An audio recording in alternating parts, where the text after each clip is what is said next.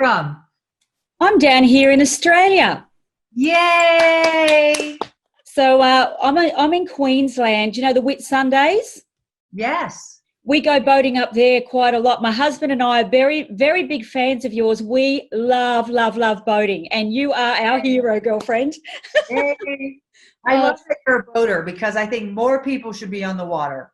Doesn't it just relax you? And It is our it's just like being part of the universe. You know, my soul, my heart belongs on the water, and I love having a business that I can be anywhere in the world. And that's what inspires me about you, is that you live your dream. And that's what this whole thing is about, is yep. living the life that you truly designed for yourself. See, I love that. I feel that. I always tell even my great nephew, he's 17, I'm like, follow your heart. He has goals. I go, what are your goals? These are it, ready? He wants to be a rapper, an actor, and own a dispensary. I'm like, they're goals, right? So, hey, he knows what he wants. So I am paying for his acting classes. He knows what he wants. You know, that's the whole Yeah. thing. As long as you follow your dreams and you make something of yourself. And I believe that everybody has their internal dreams and superpowers. It's just whether you've got the courage to fulfill them at the end of the day. It takes work. I It was just does. sharing this with someone else. If it was easy, everyone would do it. But it's the Exactly. daily grind. It's the stuff that you can't give up on. And it's just having an idea and doing it and not giving up, because when you give up, then you're not going to have your dream realized. Well, you're the perfect example of that. And that's why we were out to lunch not so long ago. And my husband said to our publisher, is there any way you can invite Captain Sandy for an interview? She's an absolute icon to us and such an inspiring leader. And here we are today. And I'm so grateful to have this time with you. I know you're busy, but I've got a Yeah, fabulous. I love this. I mean, I welcome this because, hey, listen, I always say, why am I on TV? Because the real money is in the super yacht world, right? Because, hey, TV is great, but I'm not an actor. It's a different pay scale. So the reality is I made a lot more money as a super yacht captain. And I think, okay, I'm put here for a reason. And then I'll get an email from someone that says I inspire them, or I'll get, these cameos or whatever. And I think, oh my goodness, I'm actually helping people. It's bizarre to me to think that. So it just refuels me to continue to I do can see this. that when I watch you on TV, and I understand that it's a show, but it comes from within in you. You're a very inspiring leader, and your heart is there, and you can really tell the difference, and you really do shine and care for the people. And I can imagine sometimes the situation you put in, how prickly it can be. That's when I look at my feet and take a breath, Yeah. and then I respond. So I look at my feet, I breathe, and then I look up and think, okay, he's a human being or she's a human being. They have a father or mother somewhere, so I start with that. And it sort of like brings me back, to humanity, right? Because, hey, listen, what's on my lungs, on my tongue, and sometimes I have to restrict that. And come from a place of compassion, not one of anger. And that's not always easy, because you have seen me lose my temper before, and that's because I'm a human being and I have skin. Oh, But yeah. most oftentimes I try to come from that compassion.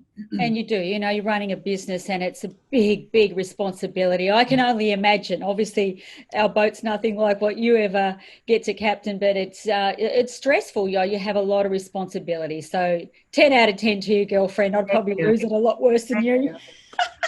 Okay, welcome to another inspiring interview for Millionairess magazine and the Millionairess movement. I'm Amanda Jane Clarkson, editor-in-chief, and today I am delighted to be joined by a true standout leader and a role model, Captain Sandy Yawn from Below Deck Mediterranean. Captain Sandy is a hero. She's an international speaker, a businesswoman, and graces this month's cover of Millionairess magazine. Her exceptional leadership style, resilience, and drive has helped her to break through every obstacle in her path, from the glass ceiling to a near fatal accident on land, overcoming cancer, to pirates and fires at sea. I can't wait to hear about that.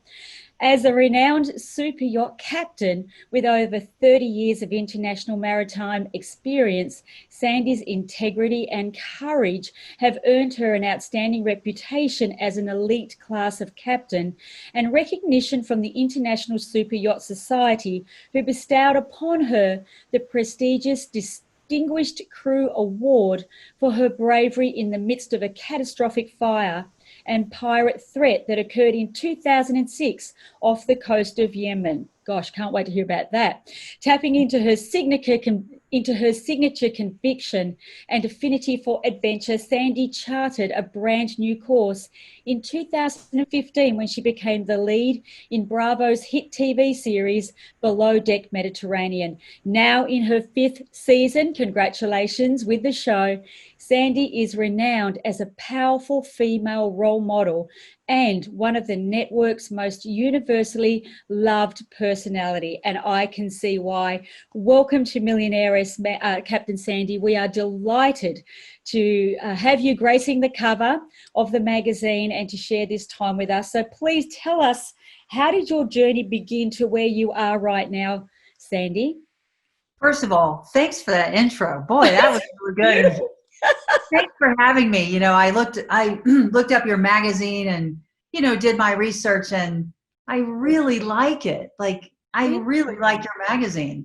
So thank you for having me. And how I got started, is that the question? Well, your journey from where you began, I know you had a troubled background and childhood, as most of us do, us entrepreneurs, to where you are now. It's quite the journey, I guess, of being a captain, because 30 years as a woman in this seat where it's mainly dominated by men is not an easy journey, I have no doubt. Still today. Isn't that wild?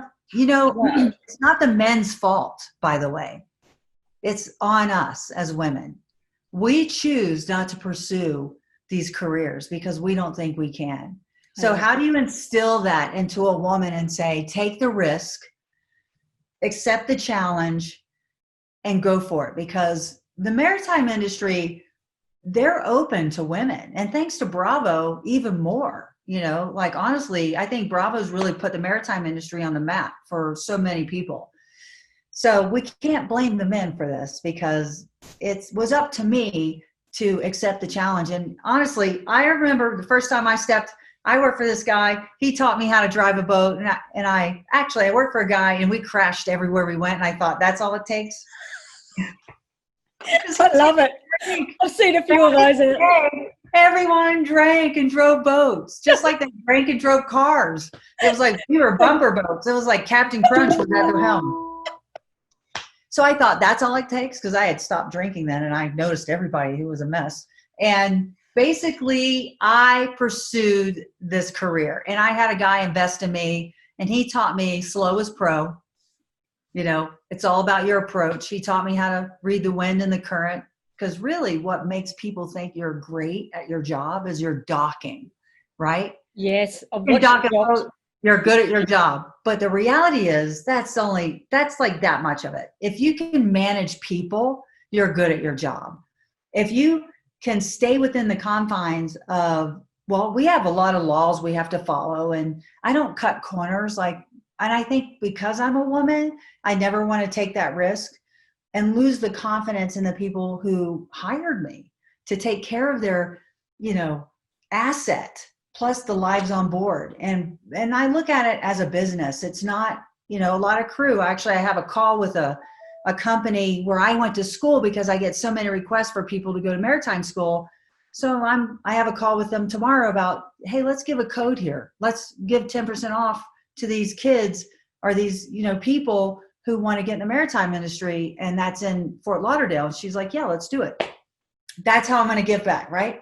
So I give them a link to a school to hand them over to a crew agent or a shipyard. So which do they want to stay local, or do they want to get on a boat? And for me, I was, you know, at that age where I wanted to travel and see the world. And the first time I went to the Bahamas was on a boat, and I was like, wow, when you see that clear water. So it's in my veins, if I can describe it. I understand. You're in, where are you right now? Fort Lauderdale? I'm in Denver. Denver. Beautiful, beautiful. Been there. I spent a lot of time in America. It's really a beautiful place and so many beautiful waterways to go boating, right? Oh my gosh, incredible. We Yeah. could, we could never leave this country and explore a new area of water for years because Yeah. it's surrounded in water. And there's all these, the Mississippi, you have the St. Lawrence, you have the Great Lakes. Yeah, they have a great loop where you go through the St. Lawrence and come back down to Key West. It's called the Great Loop. Everybody knows it. It takes 2 years to do it if you do it right. I'm going to put that on the list. I don't call it a bucket list. I don't like the sound of the bucket idea, but I'll put it on the hell yeah list. Yeah, in downtown Chicago, when you cruise up downtown Chicago on a boat for the first time, I did it last year, and I was like, holy cannoli. It felt like I was in Miami, but the funny thing is that in Chicago, everyone has to go in a lock before because they have to adjust the river. And so there's a life jacket monitor on the dock. And if you don't have your life jacket on, you could tell they're seasonal boaters because they have a life jacket monitor. So they watch every boat, put your life jacket on in the lock. So it's kind of funny. Oh, it just sounds such an exciting lifestyle, and it's obviously something that you're incredibly aligned with. You know, this is what we talk about in Millionairess, is to create a career or a business that's internally aligned with you, who you are as a person. And it sounds like that's exactly what you've done, because it's been 30 years now, hasn't it? Yes, exactly. A little over 30 years, giving away my age. You seem too young for that. I was going to say, you seem far too young to be in it. You must have started. A lot of water helps with the skin. Anyway, honestly, yes. And I actually have a friend, Pam, and Afric, and she has her own plane, and she goes, one day I go, how did you do it? She goes, I had an idea and I did it. She goes, so many people have great ideas and they don't do it. And I thought to myself, that's it, right? So for me, pursuing this career, it's only, I always look at my history because everybody's afraid, COVID this, COVID that. Oh my God, I'm going to lose everything. And I don't look at it like that. And I shared this yesterday. I look at my history and it's only gotten better. Of course we have dips, but my career path, because of my focus, has only gotten better.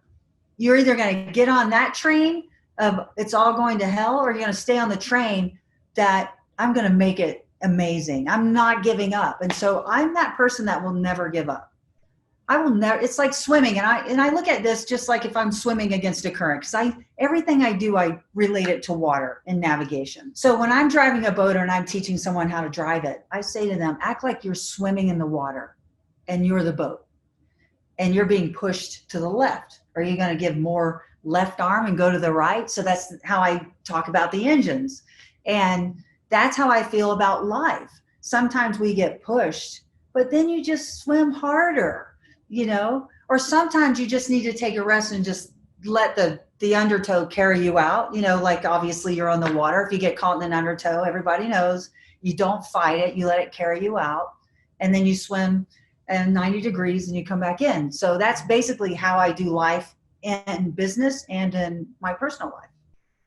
I just really love this analogy, how it all goes back to what you're so in tune with. And you talk about, when we reached out to you and invited you onto this interview, you talked about how you wanted to share about LeadHERship. Well, we just fell in love with that because, of course, I love boating, but LeadHERship, it's just beautiful. Why don't you share a little bit about that and how you've grown into this incredible leader that people really aspire to be like? I mean, you are a hero, and you've obviously worked very, very hard to climb the ladder and have the life that you've always dreamed of. Nothing has stopped you. So climbing the ladder to becoming a standout leader, let's talk about that. Okay, I didn't start this, right? Because there's always someone before you that's a female. So I had a captain that never knew I followed her career path. She never knew it. Because I was on a smaller boat, and when you're on smaller boats, you don't really mingle with the big boats. And her name is Vicky, and she ran Paul Allen's boat. And I remember the day she took over Medusa, and Medusa is a Fed ship. I think it's 240 something feet. And it's Paul Allen's boat. It has a recording studio. You two recorded on it. And I watched her take that vessel out of Monaco out of the harbor. And I was like, yes, because for me, she inspired me, and she won Captain of the Year. She kept winning all these awards for charter. I always heard about her and how great of a charter captain she was. So I was like, I want to be like Vicky, and I texted her yesterday and I just remind me what it's like, because sometimes you get caught up in this day to day with the fans, and there's haters and there's people who love. And you know what she did? She led. She would do, and I watched her, if she had to do an Atlantic crossing, she did drills. She spent a day doing drills. If this happens, because we are constantly drilling. If we have a fire or grounding, or, we're taking on water, and that's ingrained in you. And I just watched her as a leader, and I watched her give 1000% to her job, because it is harder when you're a woman. And if women just embrace that and say, I'm going to accept the challenge, the respect I've garnered over the years from the people in my industry are incredible. And in this industry, I don't know. I just saw yesterday that Marine Max purchased Kevin Merrigan's Northrop & Johnson. And I'm like, Kevin sold Northrop & Johnson. And, these people are my friends over the years. And you see them at boat shows all over the world. And it's like, wow, that's great for him. But it's also kind of like, like, will they keep their peacocks on their lawn, because they had that special flair. Yeah. There's a woman in his company that I always admired. Her name is Annie Avery. And she was their top salesperson. So women in sales, like I see that in real estate, you see it across the board. Women in sales and yachts. So you only see women charter brokers. So they're like leasing the boats, right? You don't really see women selling super yachts. Annie Avery does. And Annie Avery is my hero, because she keeps closing and closing on these big boats. And she started with Norma Therese, who founded Crew Network. So these women were icons to me when I got started. Norma started Crew Network and opened 5 satellite offices, and then sold it to Fraser Yachts. And they were the largest crew placement in the world. And so these women inspired me. Did you know Annie Avery and Norma? Annie was a captain back in the 80s, and Norma was the chef on the boat, and they ran a sailboat in the Caribbean.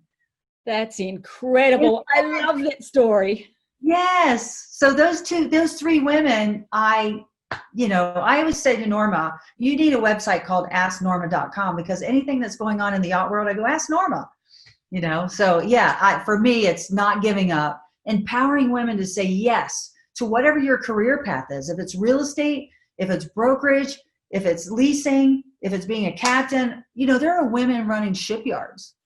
And women we're just different than guys. Correct. We just process differently. And I've actually been to the boat show in Florida, Fort Lauderdale. Is that where it is? Where the Fontainebleau big hotel is? And blew my mind. And I remember saying to my husband, I actually met a guy over there. He's an Australian selling boats. And he says, why stuff around selling boats for $3 or $4 million when I can sell them for $30 to $100 million? And I just gone, I love that, because I love sales. I've done lots and lots of it in sales over the years and trained people. And I thought, if I was ever going to get back into sales, I would love to sell boats. And I just love them. And I can see that there's so much opportunity for women if they overcome their internal fears. And I want to talk about that with you, Sandy, because I think you could really inspire women here. A lot of women don't jump into their dreams or going for something in a man's world, a perceived man's world, because they just don't have the courage. They don't feel good enough about themselves. They don't think they've got what it takes, because you have broken through that glass ceiling. So can you share a little bit about that for the women listening to this or watching this, how you broke through that glass ceiling, and what you would say to a woman who wants to get into a perceived man's world? LeadHERship. So basically it's self-LeadHERship, right? So it's self-leadership. If you're in leadership across the world, you're always leading people, but you have to have self-leadership first, right?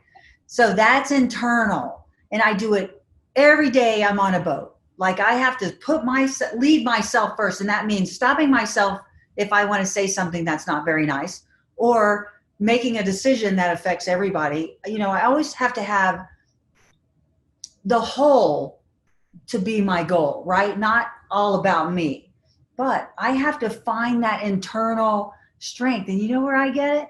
We're all equal on this planet. You know, when I sit across from billionaires, I'm not intimidated because his eyes, his soul is equal. So I look at people as people, not as their position. And when I introduce myself as Sandy because I'm Sandy. My profession is yacht captain. I happen to be on a TV show. It's not my career. I am Sandy as a whole. And I think when you start with that and you're able to look across the room and go, he's got a mother and a father, you know, he's gone through life just like I did, or she.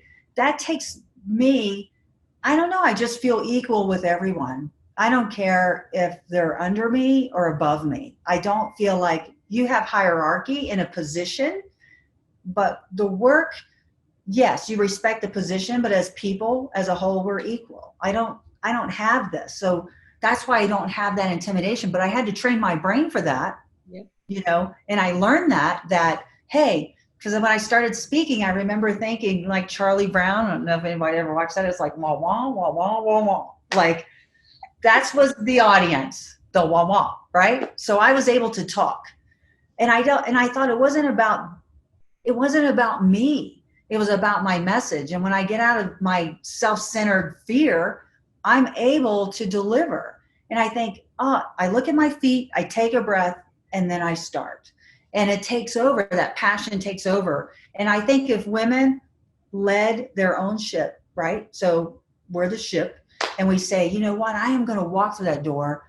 And if I mess up, it's okay. People will laugh. And I'll never forget, I've messed up so many times. I was given a speech at a boat show and all the power went out. It wasn't my fault, but you know, all eyes are on you. So I just said, it's just like a boat. It happens. It breaks at the worst time. Everybody started laughing, you know, and you just got to lean into that. And I think even when I make a mistake, if I do something, and I work for the owner of First Republic Bank, and I'll never forget, I forgot to do something. And his email to me was, call me regarding this. That was it. I was like all scared. And I just said, you know, I'm going to be honest. And I did. And I said, I forgot. And he goes, I knew it was something like that. He goes, don't let it happen again. Clunk. And I was like, okay, that was it. So, yeah. So it's leaning into your own fear and recognizing that and saying, I'm allowed to fail. I think if you let yourself fail, you will be okay. And Denzel Washington talks about that. There's a speech he does. It's called God First. It's less than 7 minutes. And he talks about failure. He goes, fail big, because every failed attempt is that much closer to the success. Yeah. That's it. What you just shared there is probably one of the most powerful pieces of advice anyone has ever shared throughout all the conversations that I've had. It's just incredible. We are just human, especially not putting other people on a pedestal or in the pit, that we're all just human beings. We all have a heart and a soul. We all have dreams and desires, and we're all just trying to make the most of our lives. And I just love how you just calm yourself. And I love the piece where you pop in the music, driver's seat. I had it on yesterday. I thought, yeah, I like that. Next time I get out there and I've got to reverse the car or the boat, I'll get the driver's seat on. I love that. Yeah. I want to ask you something, Sandy. You just mentioned a moment ago, dealing with the haters, which is something I don't usually talk about. It's just that you mentioned it. And a lot of women also that I mentor and I speak with have a fear of putting themselves out there in the market, especially because we have the keyboard warriors these days. How do you overcome that? And I can't even imagine you getting that, but I understand what people are like. You know, you can't have it all one way. There's two sides of the coin in everything about life. How would you deal with that? And what would you say to women that have that fear? You know, the sad thing is the majority of the haters are women. I don't know. True. It's like I just want to create this school for women on how to be, you know, how to be a good, decent human being and be yourself. And I think what happens is if someone's attacking you, imagine what they do to themselves. And that's what I think about. That's how they feel. You know, when they say they're pointing at you, there's 3 fingers pointing back. Yeah. I think of that. And I always go to that place of compassion. There are times I don't. And I have to, you know, I call my showrunner and I start losing my mind and she just says, breathe, Our viewers are only 2% of I think, of social media. So what I do, Taylor Swift has a song. It goes, "You need to calm down," right? Have you ever listen to the lyrics to that song? Oh no, but I will now. It's about social media. Okay. And it talks about, are you okay? In the lyrics, it's like, at 7 a.m., you're already starting the attack. Are you okay? It was like she had compassion. And then the lyrics. So basically, I think about that and I respond. Usually I send them a direct message and go, "Why do you hate me? Like, you don't even know me. You see something on TV and you think you know me. I'm here to tell you I have skin too. And let me explain. I can't do that with everyone, but when I have the same people coming, I confront them. And that's what I love about Malia on our show. I always thought Malia was going to make a great leader because she would confront things head on. She doesn't run from it or make excuses. I remember she walked in, I saw this on the episode, "Adam, Wes, you both kissed me." She didn't hide it. She's like, "You both kissed me." So they're all like talking about her and she walks in on it. And I thought that's a leader, because you're not afraid to admit, "You both kissed me." Or, "Hey, yeah, maybe I did make a mistake, but don't hang me out to, don't like put the noose around my neck. People are allowed to make mistakes." That's the other thing. I would say, I'm going to make mistakes.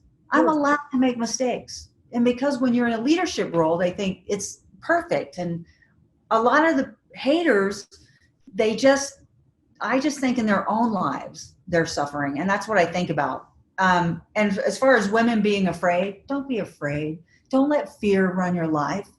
Like, I step out in faith. I bought that firehouse. I woke up yesterday going like, "Okay, breathe through it, Sandy. You will, with the COVID thing, the restaurant, the money, the bank, the money out the door." And I just looked at my history and I said, okay, in my past, I've always made good decisions.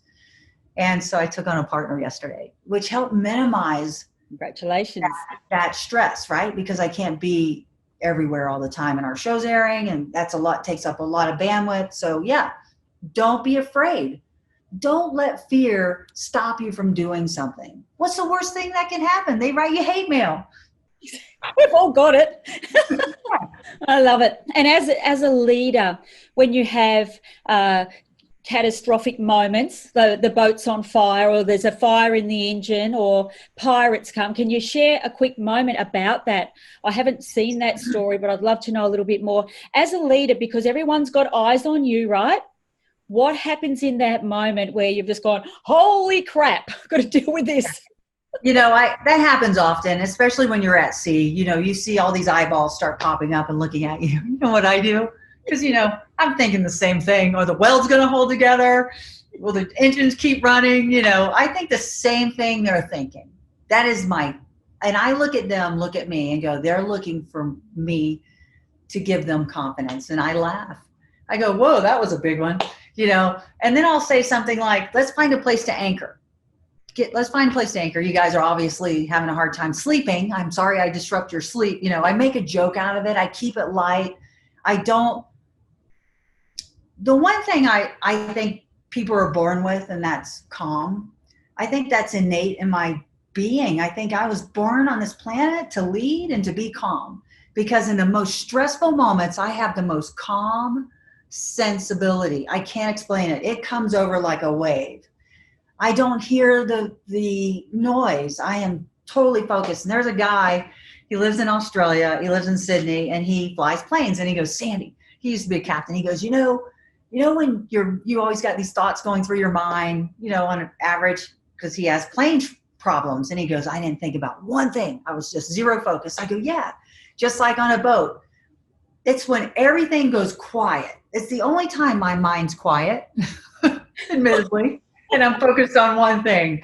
So when you're in those stressful moments, that to me really demonstrates a leader, is when everything goes quiet and you're zero focused. And when I had that fire in the Red Sea, someone tried to jump overboard, someone tried to smack someone else, like a major fight because he pulled the CO2. The crew panicked, Yes.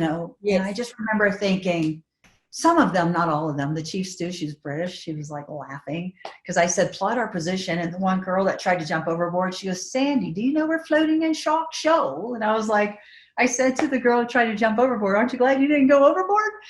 So we kept it light.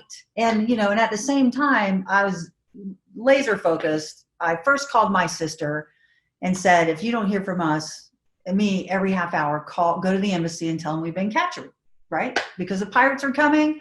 I called the warship to come get us, and the warship showed up before the pirates, thankfully. And through that experience, I'll never forget, the one thing I failed at was after checking on the crew.